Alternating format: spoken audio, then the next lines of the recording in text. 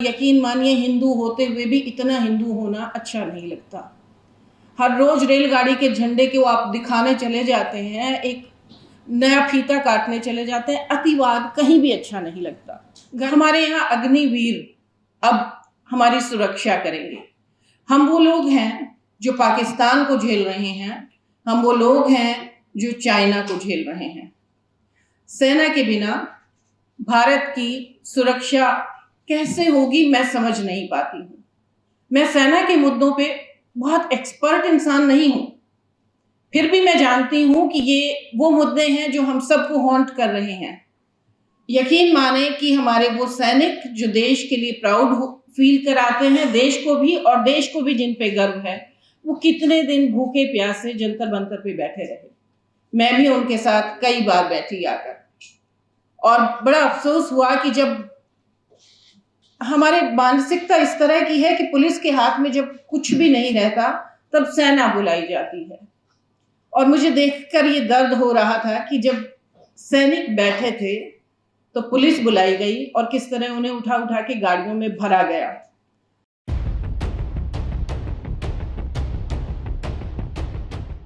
आप सबको मेरा नमस्कार। मैं उम्मीद करती हूँ कि मेरी आवाज सबको सुनाई दे रही होगी। मेरे लिए आज यहाँ पे खड़े होके बात करना कितना इम्पोर्टेंट है ये आप सब जानते हैं, क्योंकि आप भी यहाँ उन्हीं बातों के लिए आए हैं।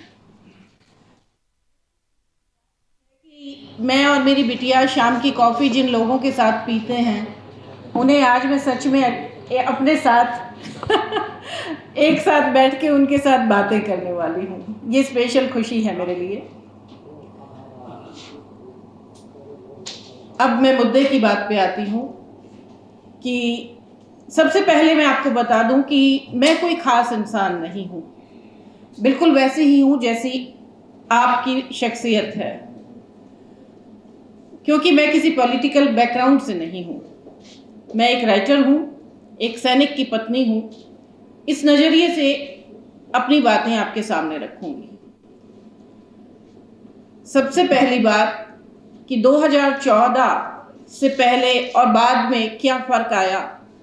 एक सैनिक की पत्नी होने के नाते मैं ये बताना चाहती हूँ कि जो इलेक्शन की पहली रैली थी तो उन्होंने जब शुरू की थी और तब ये कहा था कि OROP हम देंगे।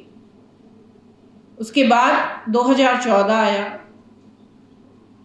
यकीन माने कि हमारे वो सैनिक जो देश के लिए प्राउड फील कराते हैं, देश को भी और देश को भी जिन पे गर्व है, वो कितने दिन भूखे प्यासे जंतर मंतर पे बैठे रहे। मैं भी उनके साथ कई बार बैठी आकर, और बड़ा अफसोस हुआ कि जब हमारे मानसिकता इस तरह की है कि पुलिस के हाथ में जब कुछ भी नहीं रहता तब सेना बुलाई जाती है। और मुझे देखकर ये दर्द हो रहा था कि जब सैनिक बैठे थे तो पुलिस बुलाई गई और किस तरह उन्हें उठा उठा के गाड़ियों में भरा गया। एक रिटायर्ड जनरल साहब की पगड़ी भी, जो सरदार हैं, उनकी पगड़ी भी उछल गई थी किसी के कदमों में। ये सब देखना बहुत तकलीफ दे रहा था।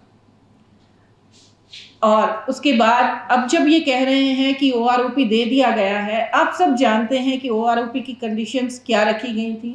हर साल रिन्यूअल, इन्होंने 5 साल बाद रिन्यूअल की बात की। पेट्रोल के दाम अगर हर रोज बढ़ाए जा सकते हैं, सब्जी मंडी के दाम रोज बढ़ाए जा सकते हैं, तो वो लोग जो देश को सुरक्षित रखते हैं उनके लिए आप OROP नहीं एक्सेप्ट करेंगे हर साल रिन्यूअल के लिए। उससे आगे मैं बढ़ती हूँ तो मैं पाती हूँ कि हमारे यहाँ अग्निवीर अब हमारी सुरक्षा करेंगे। हम वो लोग हैं जो पाकिस्तान को झेल रहे हैं, हम वो लोग हैं जो चाइना को झेल रहे हैं। सेना के बिना भारत की सुरक्षा कैसे होगी मैं समझ नहीं पाती हूँ। मैं सेना के मुद्दों पे बहुत एक्सपर्ट इंसान नहीं हूँ, फिर भी मैं जानती हूँ कि ये वो मुद्दे हैं जो हम सबको हॉन्ट कर रहे हैं।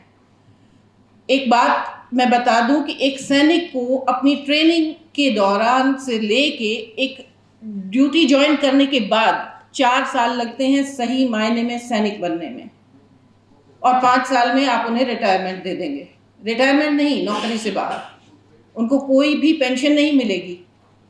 यानी 5 साल बाद आप जिन्हें बाहर निकालने वाले हैं, एक बड़ी खेप तैयार हो रही है बेरोजगारों की। क्या वो बहुत बचपन में मैंने सुना था एक पंचवर्षीय योजना किसानों के लिए, हरित क्रांति। क्या ये पंचवर्षीय योजना है कि आप अपना उन बच्चों का पीक टाइम अपने पास ले लेंगे और उसके बाद उन्हें सड़क पे छोड़ देंगे? थोड़ी बहुत ट्रेनिंग तो उनके पास होगी। वो लोग, क्योंकि जोश है, जवाने हैं, उनको नौकरी चाहिए पेट के लिए, तो क्या करेंगे? सड़कों पे गाड़ियां चला रहे होंगे, कहीं सिक्योरिटी कर रहे होंगे। ये सोच के दिल घबराता है। मैं किसी से फोन पे बात कर रही थी, उन्होंने कहा, अरे वंदना, तुम्हारा कहाँ पे आज किस पैनल में जा रही हो? तुम्हें पता है अंतरिक्ष में कितना बड़ा, हमने वो हरियाणवी में बात कर रहे थे कि चौखाले की मोहर लगा दी, यानी मोहर लगा दी है। हाँ, लगा तो दी है, पर जिस मंच पे खड़े होकर वो रॉकेट दागा गया, वो मंच कैसे बना था? जब 1947 में भारत की जो स्थिति थी, हम माइनस से शुरू हुए थे। जिन्होंने सड़कें बना दी, जिन्होंने बैंक दिए, जिन्होंने हेल्थ सेक्टर खड़ा किया, जिन्होंने एजुकेशन सिस्टम खड़ा किया, उसके ऊपर चढ़ के हमने एक रॉकेट भी लॉन्च किया और वो बड़ी सफलता है, उसे हम सेलिब्रेट करते हैं भारतीय होने के नाते। पर उसके साथ हमें ये भी याद रखना होगा कि वहाँ तक पहुँचने के लिए और उसके बाद से क्या क्या झेला। कुछ दिनों पहले उत्तर प्रदेश से एक खबर आई थी जिसमें ये बताया गया था कि गांधी संस्थान या कुछ इस तरह का कुछ नाम था, जो लाइब्रेरी थी जहाँ पे 1.5 लाख से अधिक किताबें थी। सर्व सेवा संघ। जी, सर्व सेवा संघ। तो मुझे ये नाम याद नहीं आ रहा था और मैं गूगल कर रही थी कि 2014 के बाद से कौन सी लाइब्रेरी की किताबें जला दी गई या बर्बाद हो गई।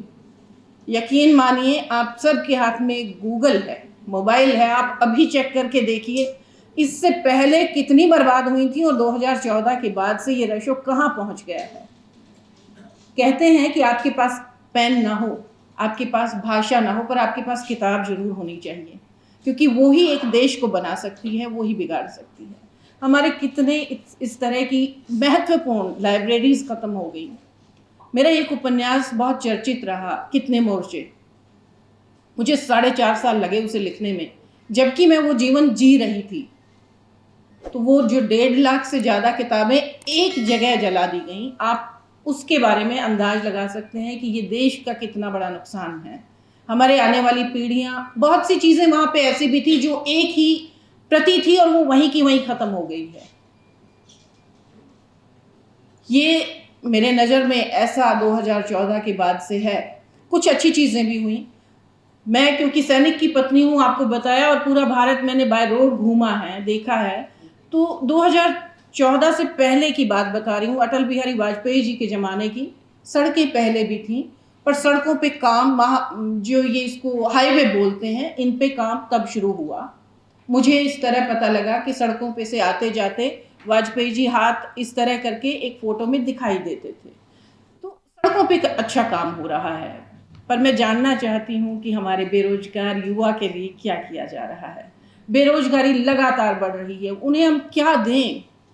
मैं 2 युवा होती बेटियों की माँ हूँ, मुझे समझ नहीं आता कि मैं उन्हें क्या दूं, क्योंकि फौज में भी आपने अग्निवीर लाके खड़े कर दिए हैं। खैर, अब मैं क्योंकि एक लेखक भी हूं तो लेखन की बात करती हूं कि एक अच्छा दौर 2014 के बाद से लेखन में देखा कि 4 पीढ़ियां एक साथ लिख रही थी। उसमें सूर्य बालाजी भी हैं, चित्रा जी भी हैं, उसके बाद प्रेम जन्मेजय को हम देखते हैं। विदेशों के भी बहुत अच्छे लेखक हैं, तेजेंद्र शर्मा हैं, और उसके बाद अगर आए तो गीता श्री हैं, विवेक मिश्र हैं। उसी कड़ी में मैं अपने आप को रखती हूँ। लेखन देर में शुरू किया, पर उम्र वही है मेरी। और बाद में हमारे बाद के युवा तो कमाल ही कर रहे हैं। तो लेखन में ये जो कमाल है, इसमें मुझे नहीं लगता कि उधर से सरकारी तंत्र से कोई योगदान आ रहा है, क्योंकि किताबें महंगी हो रही हैं, पन्ना महंगा हो रहा है, पेज महंगा हो रहा है, प्रिंट महंगा हो रहा है। मैं नहीं समझ पाती हूँ कि हम सब कहाँ जा रहे हैं।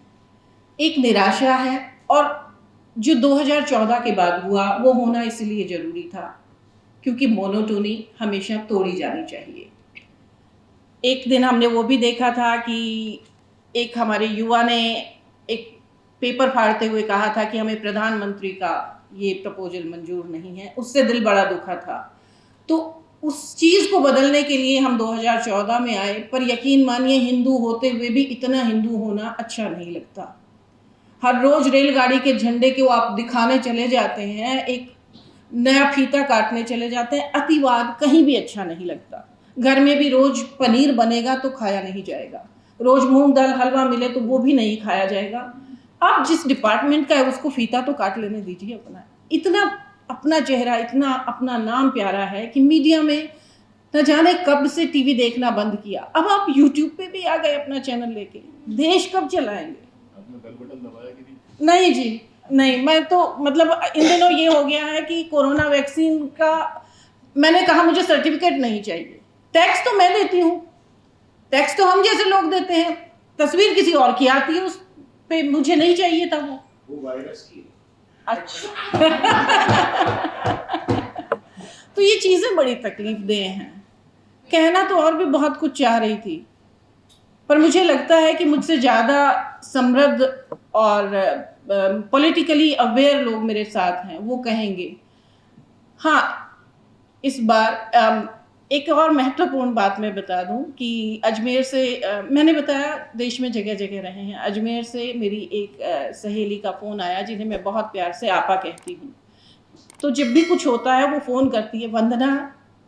मैंने कहा नहीं, हमने दिया, हम हिंदू हैं, तुमने क्यों दिया तुम बताओ तो ये बातें, बहुत सी बातें इस तरह की हैं जो कहना है और नहीं भी कहना। आज अगर यहाँ से बात करते हुए सरकार तक मेरी आवाज़ चली जाती है तो वो मुझे ये बताए कि फीता काटना और झंडी दिखाना अगर आपको पसंद है तो जो अरुणाचल में हमारे परिवारों के साथ हो रहा है, क्या वो विदेश है? आपका दिल नहीं दुखता? मैं जानना चाहती हूँ कि वो लड़कियाँ, क्योंकि मैं हरियाणा से हूँ और हरियाणा में रेशो इस तरह है, मेरी जब पैदाइश हुई थी 1000 लड़कों पे 727 लड़कियाँ थीं। तो मुझे हरियाणा से बेटी होना बहुत गौरवान्वित करता है। और वो हरियाणा की पहलवान लड़कियां जब यहाँ जंतर मंतर पे पुलिस वालों से धकेली जा रही थी, तब आपने उनसे बात करना भी उचित नहीं समझा। बहुत अच्छे काम किए आपने, पर जो नहीं किए और आपके हाथ में थी वो पावर जब आप कर सकते थे, उनके बारे में जानना चाहती हूँ। आपने खड़े खड़े नोटबंदी कर दी, आपने मिलावटखोरों को क्यों नहीं पकड़ा? आपने जो ये सेहत खराब हो रही है गुटखा खा खा के, इन लोगों को क्यों नहीं बंद किया? पावर है तो उसको पावर की तरह इस्तेमाल भी करें। धन्यवाद।